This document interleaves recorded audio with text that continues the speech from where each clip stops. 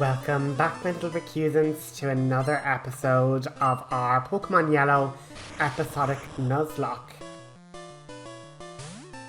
And we're facing a level 33 Electrode. So this is basically why we love Haunter, because the biggest scary thing from Electrodes is that they'll self-destruct. Number one, he can outspeed them because he's such high level. And then also, even if he does self-destruct or explosion, we're not going to end up with any damage because he's immune to normal type attacks, so it's great. And as I say, we're kind of trying to use up loads of different moves so we don't have to run out to the Pokemon Center again. But after that battle, we're going to continue sleuthing through Silph Co, so let's run that title card. Sleuthing through Silph Co. I didn't really mean to exactly use the words of the title card. I thought I was like being clever. Anyway, we're just moseying along through all these different battles just because we could do with the experience. And as I say, our team is really in its like final form, I would say. And I suppose we haven't really talked about the Pokemon, as in the Pokemon and their personalities and their, you know, especially like the newer ones. Like, as I say, Cthulhu has been joined on the team, but we haven't had like really a time to kind of examine his little character. But he is just adorable. Like, he's literally, I know like he looks monstrously scary, but he's just like a little pet snail, and he just loves Roxas and is just happy to be alive and is just like, yeah, I will blast things with water, I will freeze them with ice. There is like literally no pressure and no stress. I will protect my mom, because like any hatched Pokemon or like newly created Pokemon, it saw Roxas and it's like, mama! So like that's kind of, you know, Amistar. Victory Bell is just chilling, and like I might actually teach her Swords Dance a bit later, Sunny the Victory Bell, because she was all about that dancing. And I suppose while it might not be great working with Mega Drain, it could make Cut super strong. And I mean, Cut's not likely to critical, so it actually could make the damage of the Swords Dance meaningful. And we're also getting small boosts to Mega Drain even with Swords Dance anyway. But yeah, we're just leveling up, which is obviously brilliant. But this is where it just, I love it with Haunter, because whereas before we were like, oh my god, Raticates and their scary crit Hyperfangs, and we're like, you don't have to worry about it. Just hit Nightshade, do like 40 plus damage, game over. They can literally do sweet F all to us, basically. We move over to Chrysalis, the once Caterpie, now Haunter. And basically his storyline and I suppose quest is very simple. He has come back from the dead to protect and look after Roxas. He senses the great danger from this Mewtwo from beyond, and he's here to ensure Roxas survives. Is able to then make it to the Elite Four, make it past them, and just, you know, even in death he will not lose his friend, you know? Ninetales, again, is super thankful to Roxas for rescuing it from Team Rocket's clutches, I suppose, and is particularly emboldened and wants to stop Team Rocket's occupation of Silph Co. 100%. Huntress, as you know, has now reached her final evolution. She is all about fighting, particularly strong flying types, and with Roxas, oh would you look, this is exactly why I love it. Doesn't affect Chrysalis, game over, EXP hours, and if Weezing wants to explode as well, like, he is more than welcome. At this point I'm trying to think of like saving Psychics, just because like Nightshade is doing pretty decent damage anyway, especially when they're so many more low levels lower. I say that and immediately run out of Nightshades, that's bloody comical. But Huntress, basically, on discovering that Roxas's father was, died in the Pokemon Mansion attack by Moltres. Huntress has basically put that on her hit list. That is going to be her ultimate, I suppose, thank you to Roxas in, protecting her and the other tribe of Pidgey from that horrible Alpha Pidgey. And she's now going to basically get revenge for Roxas when it's appropriate. So that's kind of going to be her final quest once we get a bit further on in the story. And then we get to Pikachu. And Pikachu's like, listen, I just want to make friends, make our way through the world, and stand by my trainer. That is all Pikachu wants, and it's all Pikachu needs to want, But as I say, we are literally combing through Silph Co at the moment, literally finding any and every rocket, turncoat scientist, double agent, etc., and we are just hunting them down, taking them out, taking names, and, wrecking house. As Roxas goes member through member, it is fairly obvious that they're here for the Master Ball experiment, basically a Pokeball that will allow anyone who wields it to capture any Pokemon in existence without the failure of them breaking out.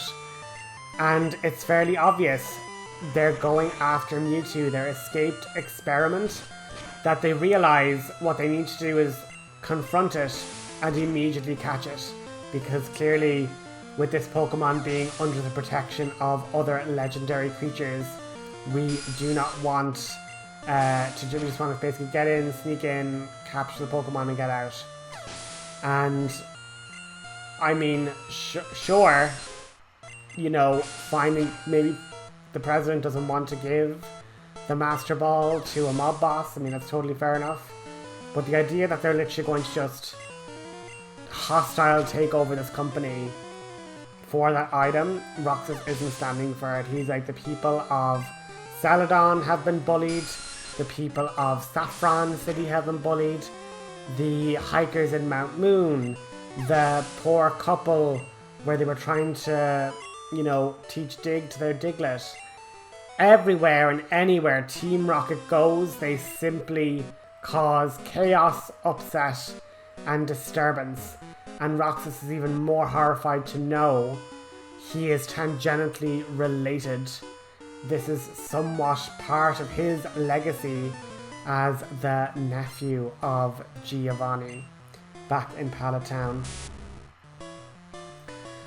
So Roxas endeavours to basically not give up, to fight every last trainer here, and to make sure that no turncoat, no spy is left unchecked, no ID badge is left unscrutinized. Roxas is going to get rid of all of them, slowly but surely. And as I say, with a couple of growths, thanks to our badge boost glitch, we are able to also boost our attack, and we're able to also with status drops. So since that Screech attack dropped my defense, it actually boosted every other stat when it comes to speed, special, attack, etc. And since Magnetons aren't going to be hitting me on the physical side, unless it's like a tackle attack, which is going to be very minuscule, we're going to be able to endure and survive that Thunder Shock easily. Easily done.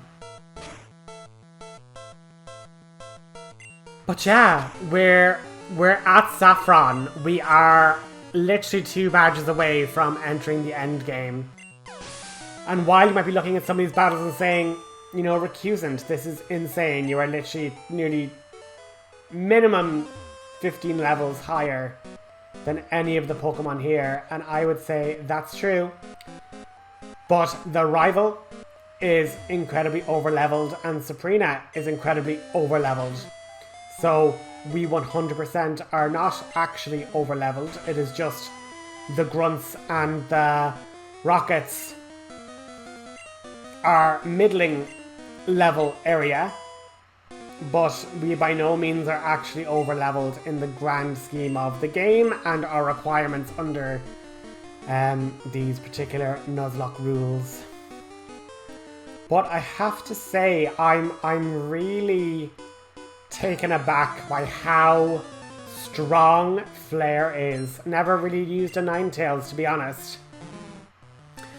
I always more so had like Charmander or like Torchic. I kind of like a lot of the fire starters. Bar Gen 2, I love Chikorita in Gen 2, as bad as that is. But yeah, just never really used a Ninetales much at all. So, and I won't lie, I kind of was like slaving away there with Vulpix being like, alright, we just gotta keep on going because, you know, you need to get Flamethrower before you level up. But like, getting her into the high 40s 100% was exactly the right thing to do. She's able just to steamroll everything. Pity we can't get a Gengar because we've no trades. But like, Haunter is just doing exactly what he needs to do. He has fixed level based damage. So he can just take out something when the difficulty arises. He has sleep, he has healing, he has a powerful psychic attack. And he has great typing. Like, Haunter just all round amazing. What I'm discovering even here with Victory Bell is that Growth Cut is actually a fairly slept on strategy. I kind of, you know, take Cut and I think to myself, yeah, no, Cut's unfortunate that I have to give it a move slot. But it is a powerful enough normal attack, and Victory Bell's base attack stat isn't, you know, impossibly bad. So with a few growths to like boost its speed and special, etc., as well as attack, it's not too bad of a thing.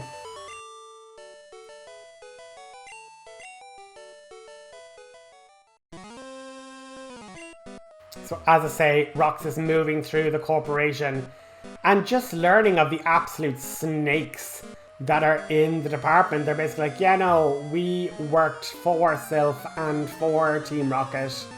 We were siphoning away information like 100%. Just basically got the call from Giovanni to be like, right, we're taking the place hostage now. We were able to lock down the gates with key cards, and we were able to then, you know, basically put the staff on a lockdown where they're trapped behind these different key cards, and only for the fact that only for the fact that Roxas came across these key cards, Roxas would literally be stuck unable to help the other employees of Silph get away. So then they explained that like these were high-tech installments based off the powers of the Saffron City gym leader. She had them installed around various parts of the building to help you teleport around and get to places that even the lift key isn't, or the key card isn't able to activate. So Roxas kind of takes a measure of the building. We had a small cut there where I went back to heal up. And then as Roxas explores more of the upper levels, we're basically going along and I'm basically saying, I've done this floor, I've done this floor, have I done this floor? And, you know, just checking it out, checking if there's any gates to unlock, if there's any collectibles to collect, if there's any stat improvements like HP ups, and X accuracy isn't that great if I'm honest, so we're going to just throw that away. We're never going to use it in battle, so the X items are kind of useless, unfortunately. But HP up for our little undead friend is never a bad thing. I do not want Chrysalis to go down, so I'm going to keep him as healthy as possible. And now his health is up in the 100s as well, which is brilliant. And obviously my hope is that basically this is going to be the team going into the Elite Four. I think they're strong enough to do it. If I was to say weak links, I kind of feel like Huntress, because I didn't give her takedown. super duper annoying.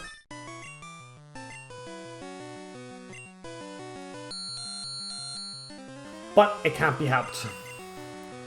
We're basically going to Sleep Powder and Growth. That is essentially the setup strats for Sunny.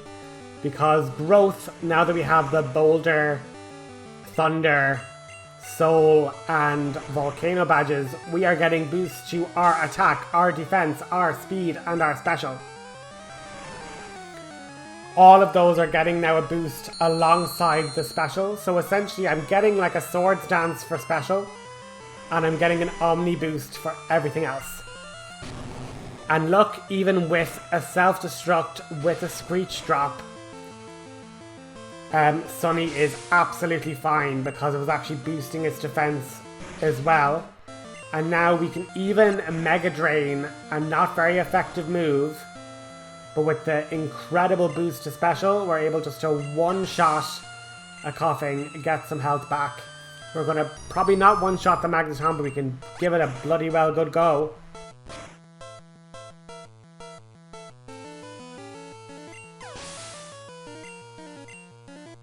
And if we were able to do that to a Magneton, Magnemite is doomed. But yeah, I realise this isn't kind of the most exciting episode going, but it's part of the negative trait. We gave Roxas hydrophobic and competitive, so I originally thought like, oh, you know, it'd be grand, we'll just have to fight all the trainers, etc, etc. It'd be a good challenge. It'll kind of show that like we're not trying to do minimum battles, we're not trying to avoid tough fights because, well, our Pokemon might be lost to the Nuzlocke. We're like, no, we're gonna get through this. And then like, it literally only dawned on me when I was going like, oh, I'm gonna have to fight all the trainers in Blaine's gym, and then I'm going to Silph Co, the notorious multi-floored dungeon. Is that the biggest dungeon in the game? Because I don't even think Victory Road has that many dungeons, like that many different floors. Victory Road probably has more trainers, does it? Victory Road or Silph Co. I'm going to Google that while the battles play out. And like, Sunny's doing so great. Sunny hasn't really had a chance in the last while to kind of get out there and show us what she's made of, you know? So I'm glad that like, even against poison flying types, of which she should be atrociously gone up against, she is doing great.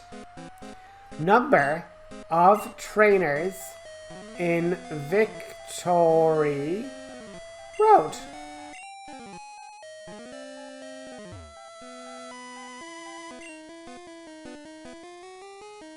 Victory Road houses a legendary bird. We knew that. I love how this lady's like, he is such a coward, what a loser, and you're just like, ugh. So there are 1, 2, 3, 4, 5, 6, 7, 8, 9, 10, 11 trainers. And now if I Google number of trainers in Silph Co, there's definitely more than 11, I feel like. There are 28 trainers to be found throughout. So it's more than double Victory Road. So this is the most condensed. Oh, between the different routes of getting to and from Lavender to Fuchsia could have been more trainers.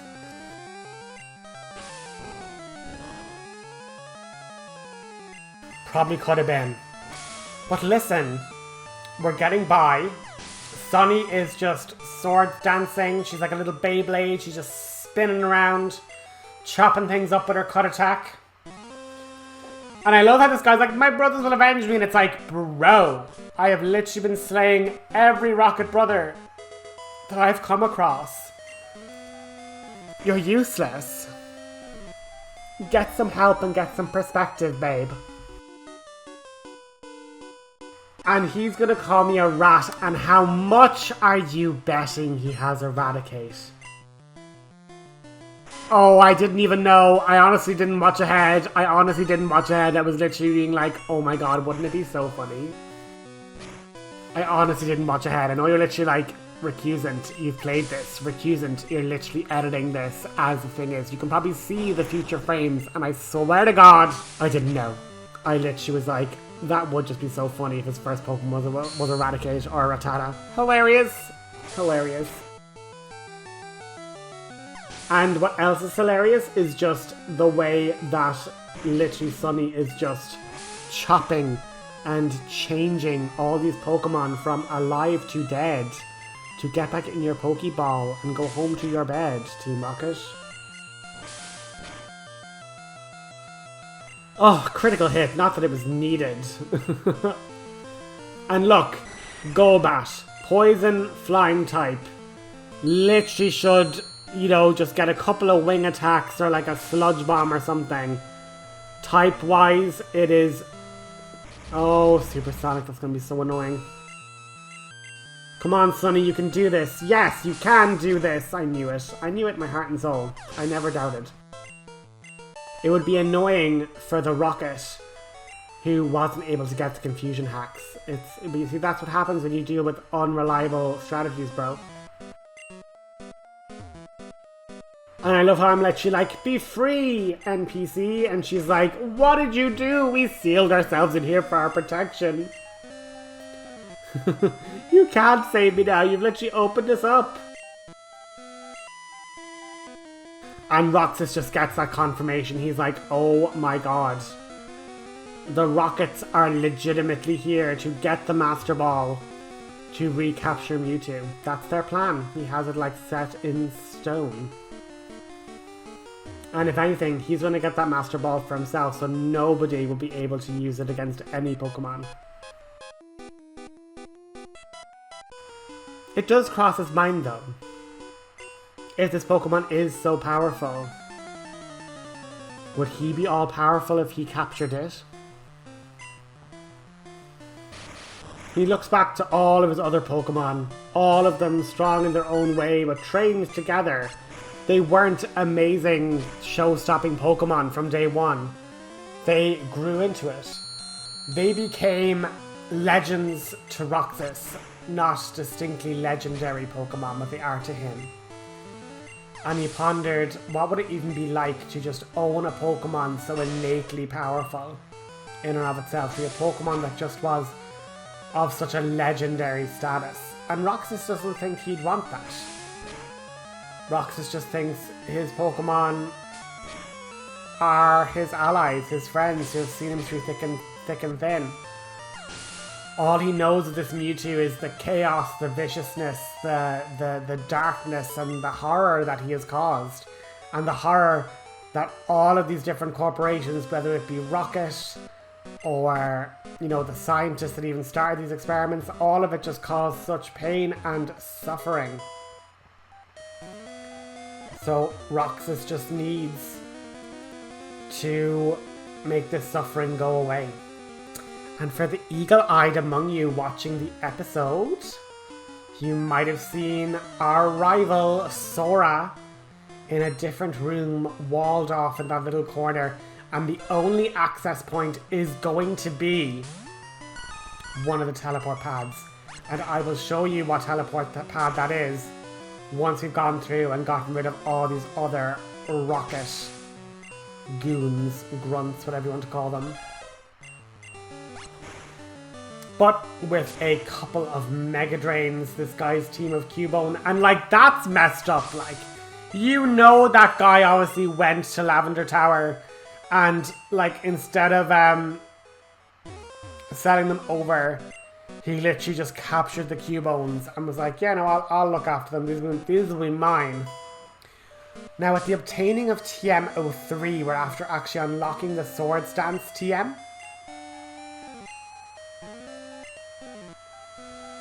And I'm like, will I teach it to...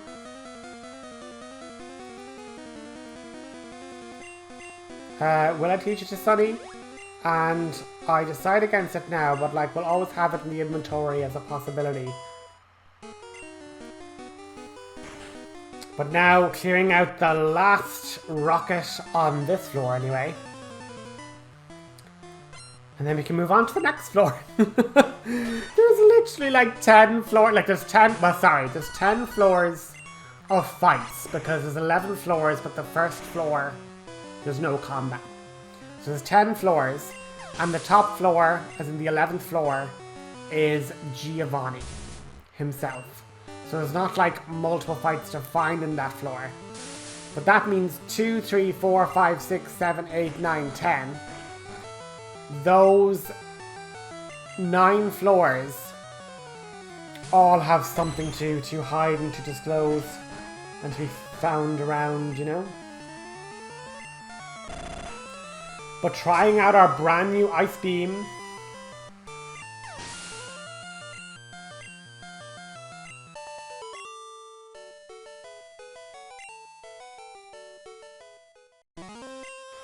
But I believe that's everybody from, and here was a major mistake. I should have just escape roped. I don't know what possessed me to use that elixir. I am going to be in massive trouble if I need that during the Elite Four, and I've spent it here. Like, I'm looking back at that footage being like, recusant, you knew better. You knew better than to do something that silly. Another one of these 4 Rocket Blooders. Honest to goodness. What are you at, bro? What are you at, Mr. Rocket?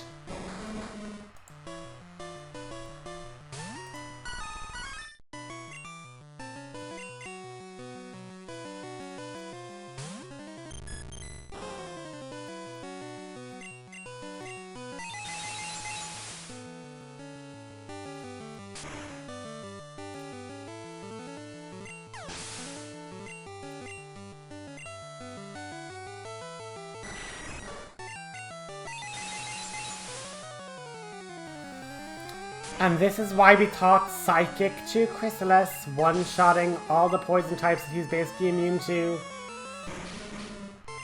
But I'm so upset with myself for saying that elixir. So annoyed.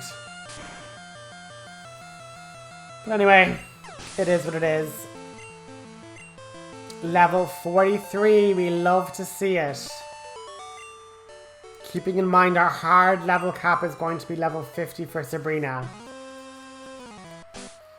And like, bro, I think I've actually beaten all your other brothers anyway. You're like, I'll leave you to your other brothers, they'll take care of you. And it's like, bro, I actually think I beat them all already.